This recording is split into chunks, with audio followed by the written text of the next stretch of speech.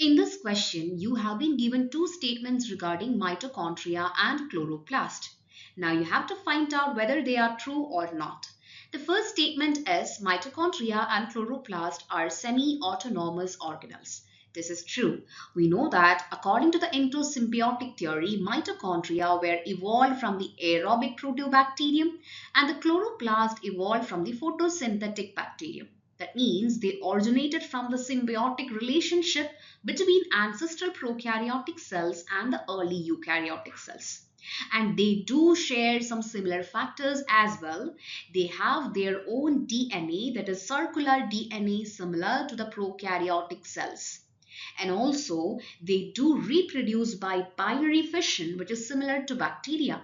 And also, they do have the similar internal structure and biochemistry of organelles. That is, they do have double membrane and the size of the organelle is similar to the prokaryotic cell as well.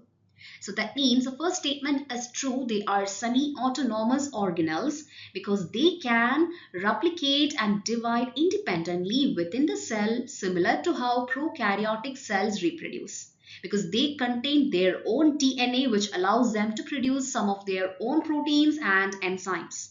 So the first statement is true. Now, coming to the second statement, they are formed by the division of pre-existing organelles. This is incorrect. They are formed from pre-existing cells, that is the prokaryotic cells. And they contain DNA, which is correct, but lack protein synthesizing machinery, which is the ribosomes. This is incorrect. They do have the ribosome organelle, which is also present in the prokaryotic cell. So that means the second statement is not correct. It is a false statement. So that means here the correct answer will be option C, that is A is true and B is false.